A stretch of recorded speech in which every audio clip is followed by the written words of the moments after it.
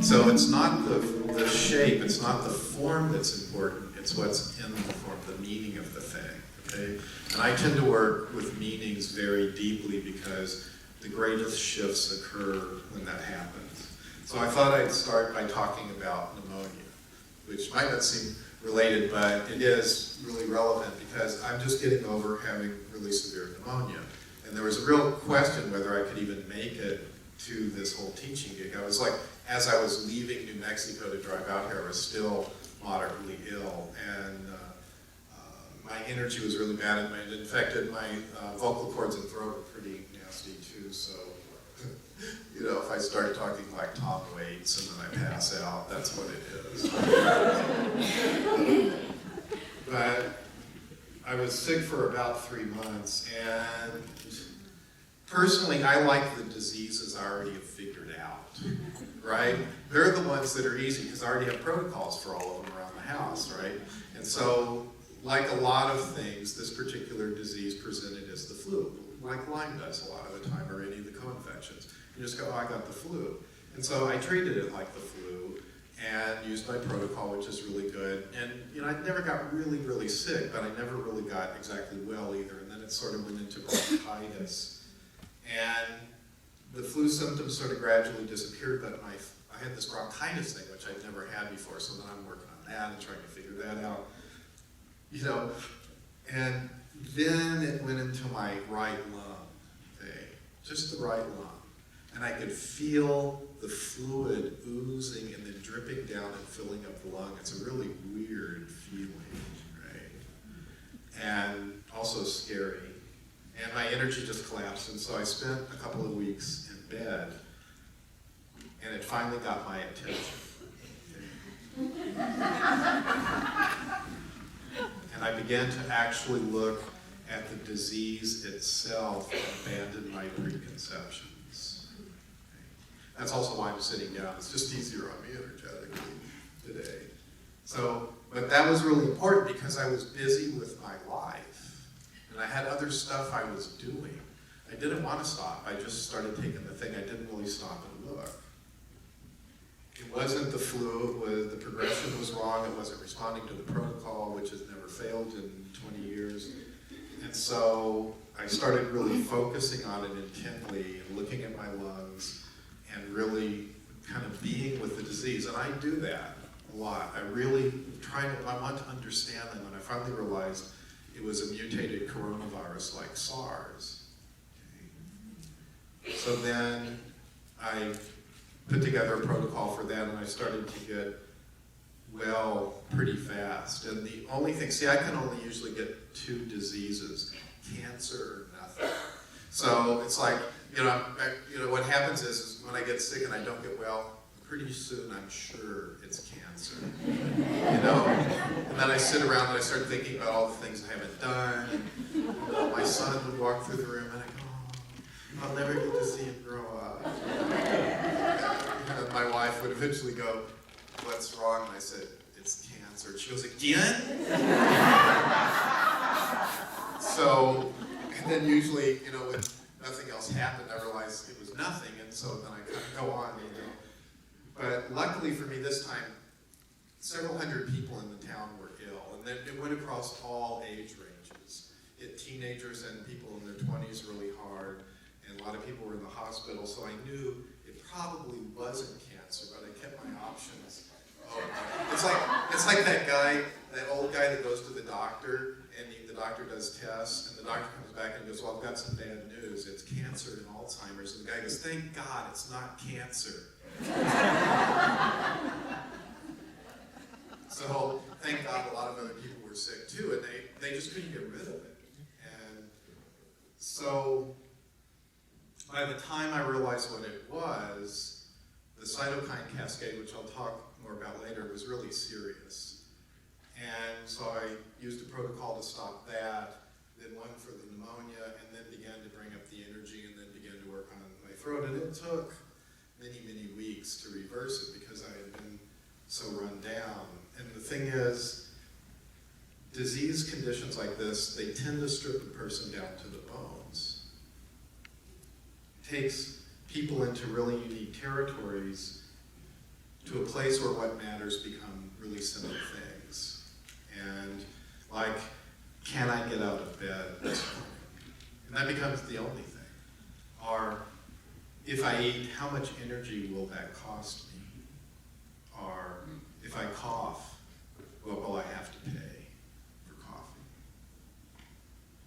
Each breath, during a certain part of it, each breath was so difficult, all I could do was lay there and just breathe. I didn't even have any energy for anything else. And I had to be present. It was forcing me to be present with the illness. Because you know, what happens is we have our life, and we're doing our life, and we start to get sick, and it begins to fray a little bit around the edges, but, you know, we're Americans, and so we just keep going. Then it frays some more, and we just keep going, and it frays some more, and finally, it forces us to stop. And Lyme does that more than almost anything I know. So just laying there, focusing on breathing, and then the touch of a loved one's hand, and not just the touch, but what was inside the touch, that caring. Those two things, for about 2 weeks, that was the focus for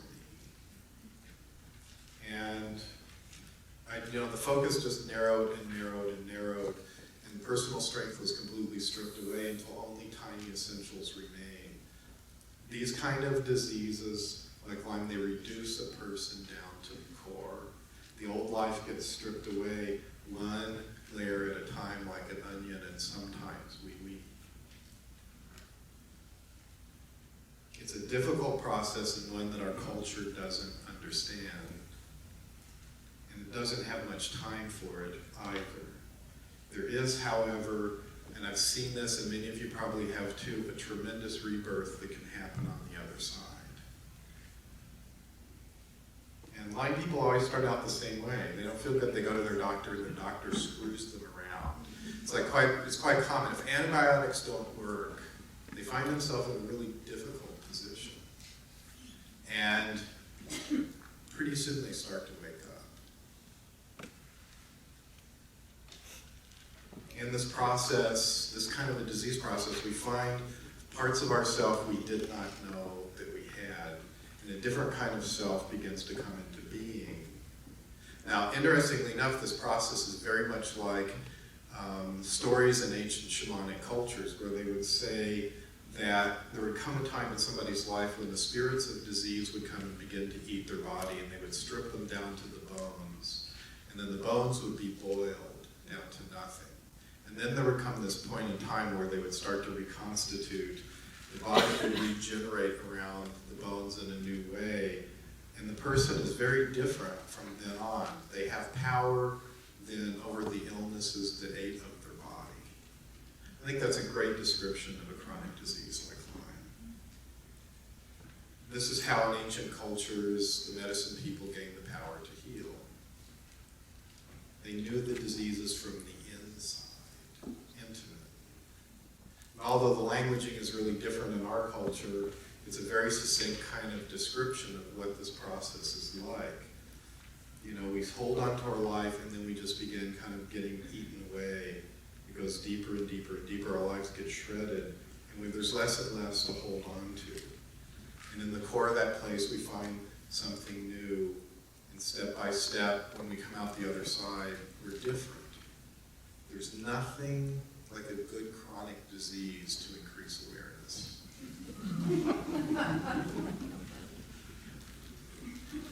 The thing that people find when they go through that, it's something that only the people who have traveled into that kind of darkness can find. Can't get it any other way. And they bring something back out of the darkness. Robert Bly used to talk about it. He would say, people can tell that you've eaten some shadow, that you've eaten something that they have not. And in older cultures than our own, that was understood. The Lyme complex entails such a journey for many people. And it's a very mythic kind of process, and I look at it very much that way. For some people, Lyme is curable, okay, and so are the co-infections. For some people, they could do 2 weeks of antibiotics and they get well, and it's really a simple thing, and they don't really know what everybody's talking about that it didn't work for. For others, the journey is very different, and those are the people I usually hear from. Because most people go to the doctor first. It's only after they've had many, many rounds of antibiotics that they then call herbalists or people that do use a different approach. I don't see Lyme simply as a disease. You know, sometimes a banana is just a banana, and sometimes it's not. And with Lyme, for the group of people that antibiotics don't work for, it's not just a simple disease. You got this, and you take this, and you get better. Long-term chronic Lyme and the co-infections, it takes on a different dimension. And for everybody that I've talked to over the last 10 years or so, it's a journey to the depths of the self. And it teaches us a lot about ourselves and about the world and about our culture. So in many ways, I look at people with Lyme disease as our teachers. And the organisms themselves are our teachers. And the teachings that they bring are really crucial to the time that we live in. And again, one of the most basic ones is that Lyme disease demands awareness. You can't treat chronic Lyme and be unaware. You can't live with chronic Lyme and be unaware. It's impossible. So, Lyme complex, and I refer to it really as the Lyme complex of all of those things that kind of come together. It demands that we let go of our preconceptions and see what's right in front of us. And that is often the hardest thing to do. George Bernard Shaw had this great line. He goes, "My tailor is the only one who knows me. For he is the only one who every time he meets me measures me anew." And that's the thing about Lyme. Even if you work with somebody on 1 week, 5 weeks later, it's going to be different. It shifts all the time. It takes time and focus of mind, and we have to let the disease itself teach us. It's literally to sit at their feet and become their students, and then figure out how to respond. And I think that's one of the greatest lessons. It's literally the world teaching us about something essential, something about ourselves, and our habitation of this planet, and the way we approach disease. The old approaches just don't work. We're encountering now what some researchers are calling second-generation microbials. Now, the first generation that they started working with, mostly after World War II with the advent of antibiotics, those were the first generation ones. Those were the simple ones, okay, staph and strep and all of those, where they could just give an antibiotic and the people would get well most of the time. Those are the ones that monotherapies treat really well. Okay, even a lot of them are becoming resistant now, but that's another story. You know, you can screw with them for a while, but then they go, wait a second, I'm not going to be screwed with them. But these are stealth pathogens, and their emergence is ecological as much as anything else, and they demand a really different approach. So to me, the beginning thing that's really important to do is to understand the bacteria and approach them in a very different way, not from that old paradigm.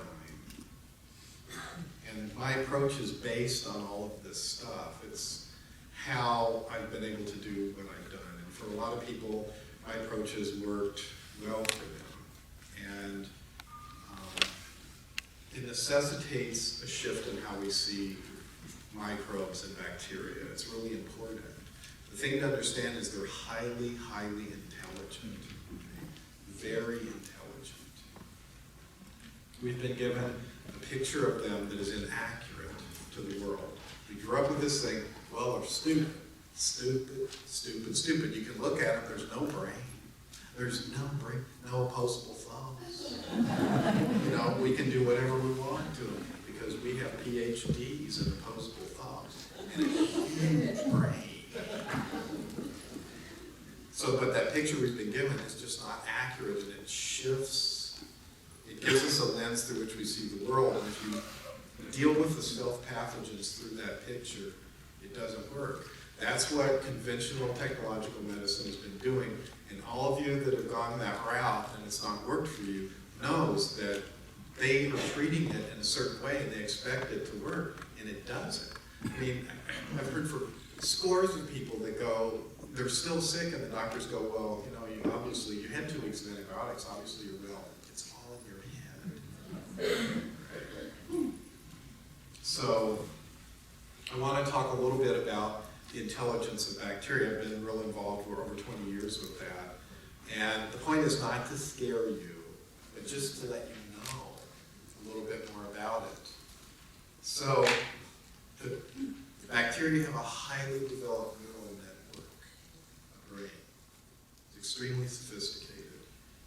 Some of these are quotes I'm reading by the world's leading bacterial researchers. The reason I read the quotes, people don't believe me if I don't read the quotes. The properties of their neural networks include signal amplification, associative responses, memory effects, learning, and the generation by individual bacteria of informed decisions. They use their intracellular flexibility involving signal transduction networks and genomic plasticity to collectively maintain linguistic communication. Self and shared interpretations of chemical cues, exchange of chemical messages and dialogues, meaning-based communication permits colonial identity, intentional behavior, purposeful alteration of colony structure, decision-making, and the recognition and identification of other colonies, features that must be associated with bacterial social intelligence. They have an inheritable colonial memory. What they learn, they pass on to their descendants. They care for and teach their offspring. What's interesting is they're very cooperative. Cheater cells are suppressed. So they actually prosecuted the bankers.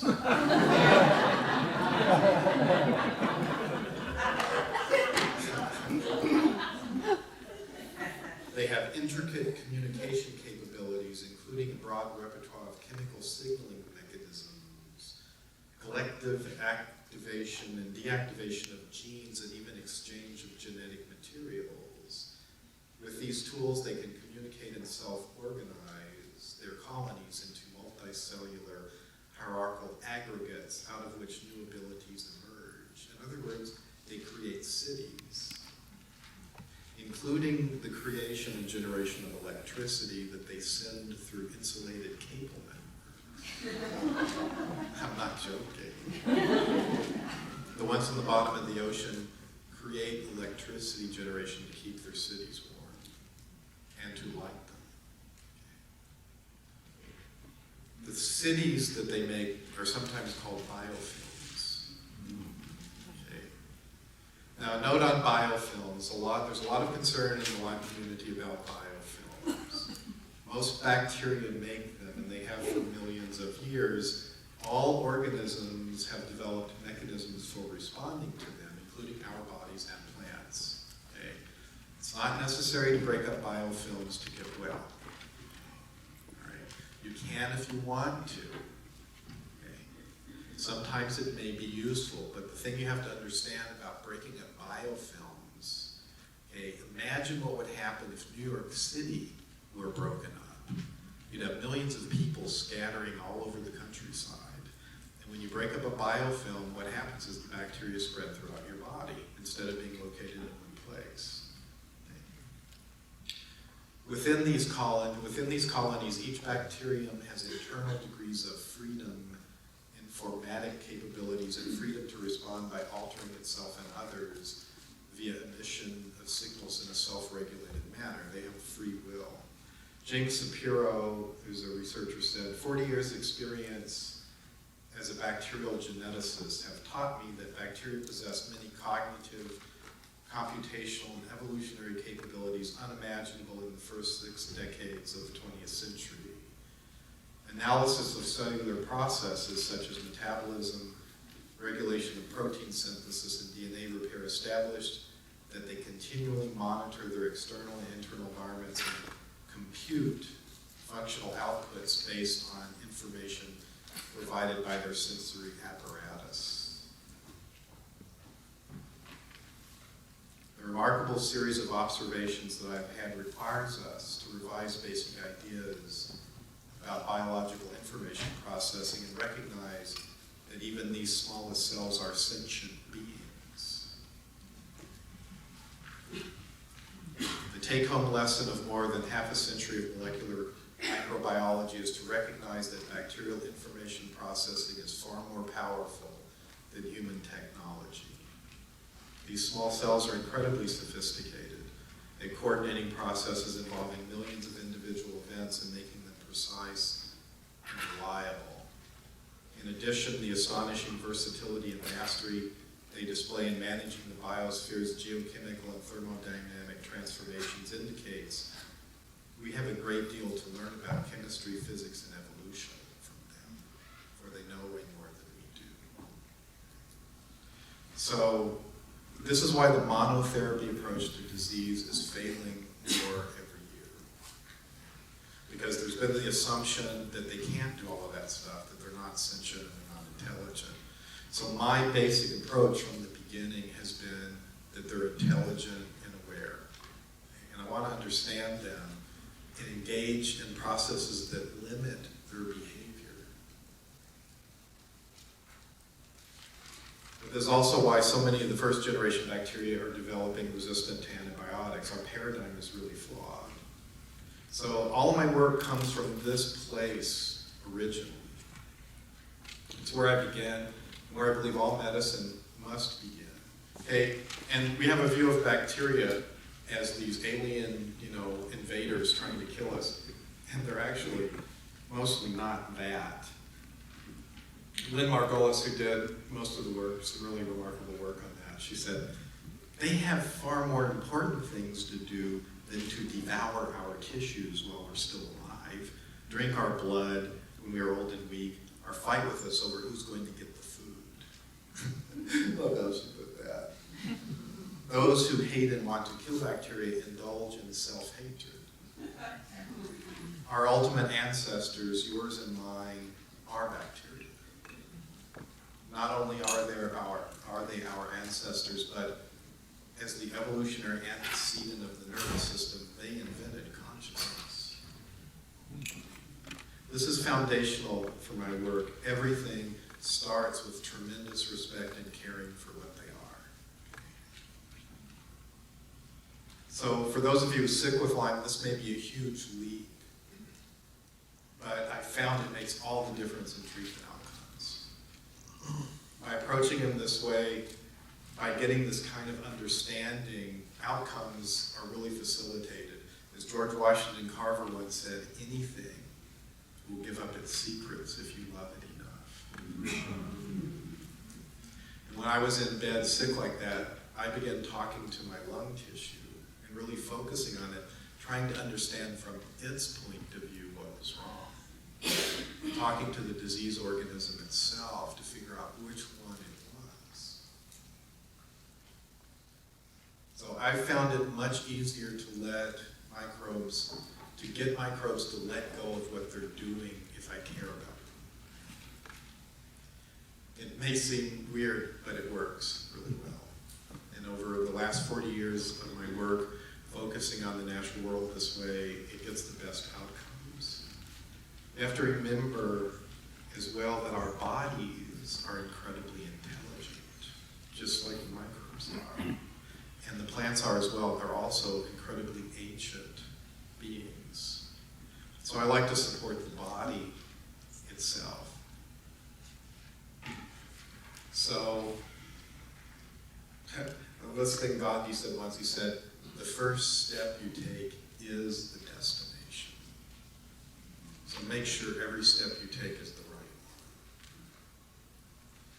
So, to get into Lyme more specifically, I want to make some general comments. There's 7 points that I consider important. See, and what I'm doing here is I'm setting context for how to approach the disease. In my experience, if you set the context, if you start from this place, you get to the right destination. And And if you start just looking at them as alien invaders that you want to kill through antibacterials, it just doesn't work out in the long term. I think that's one of the real lessons of Lyme. So first, we're not going to get rid of the word Lyme, not ever, even though I wish we could. Because what we've really got here is a complex of arthropod spread diseases that are part of a network of emerging diseases, and they're not going to go away. Lyme was just the first one that was found. And so you go Lyme and Co-Infections, but really, which one's the co-infection and which one's not? Sometimes Bartonella is the major one and Lyme's the co-infection, you know. So it's really this kind of complex of stealth pathogens spread by biting insects of various sorts. And that's really what we've got. And they're emerging out of the ecological matrix of the planet because of overpopulation and ecosystem disruption. You have to understand, they used to live in other big mammals, a lot of them. But most of those big mammals, their populations have been diminished, so they go, well, hey, there's one. And they start jumping into us. Lyme was just the first one discovered, okay? Oh, good, lights are going down, that's just great. And again, these are second generation pathogens. AIDS was the first one that caught our attention, the first one of this kind of new grouping. And it revealed an important complexity that technological physicians just totally did not get. And that was that the immune system is essential. They could give them antibiotics and antimicrobials all day long, kill everything, and they would still die because their immune systems weren't working anymore. So please, this is really important.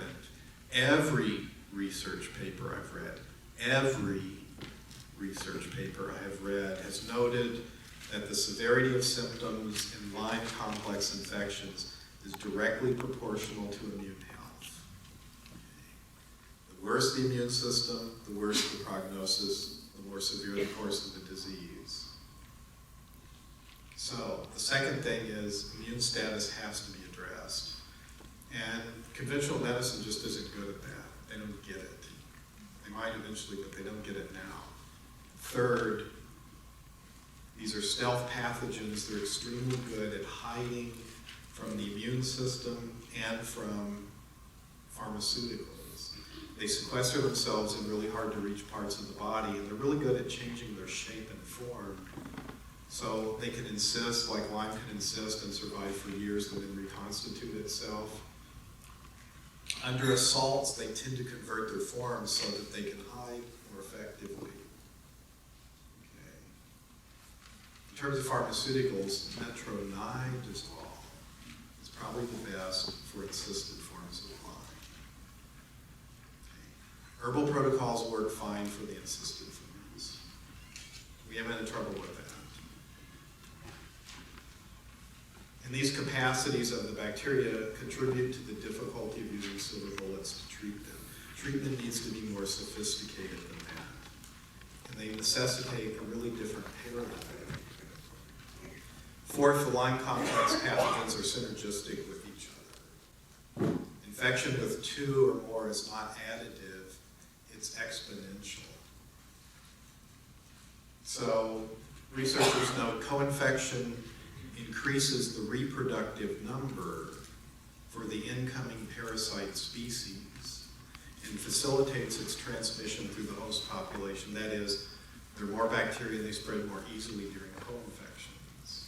Also, then you get assaults on multiple systems. So Lyme can infect the endothelial tissue, but Bartonella really infects endothelial tissue. It's the primary place it lives. So you get, with a co-infection of those two, you get massive hits on endothelial tissue. With Bartonella, you can get hyperplasia in the endothelial tissue, and so you have blockage in the arteries and the veins that can happen. So, also the other thing is that if you already have an infection in your body somewhere, like arthritis, where you've got an inflammation in a joint, that's like putting up a giant neon sign, free food here, and they find it really fast. And I don't know why more doctors don't know this, but erythromycin is highly protective of endothelial cells. They don't know why. that it'll normalize endothelial hyperplasia, and like for Bartonella, it's pretty much essential. The bacteria work together to produce effects. I mean, they literally work together. So for instance, Bartonella use what the Lyme bacteria are doing for their own purposes. So when Lyme spirochetes damage collagen tissues and joints, the body sends CD34 cells to that site to repair the damage. But the thing is, Bartonella loves to infect CD34 cells. So the Bartonella gets taken to every place where there needs to be joint repair, which it just loves that, because there's already inflammation there. And they initiate their own cytokine cascade at that point, which makes things even worse in the joint. Babesia infects red blood cells, but so do a lot of the others. So the Bartonella will infect red blood cells, so you get really severe anemia sometimes. The only good news is Babesia is really tough. It can beat Bartonella's ass any day of the week. So after a while, it kills off the Bartonella. So, I mean, I suppose one way to get rid of Bartonella. Co-infections are really the norm, and they're finding that out more and more. I mean, part of the problem is, as many of you know, these bacteria, a lot of them really weren't even understood until the 1990s.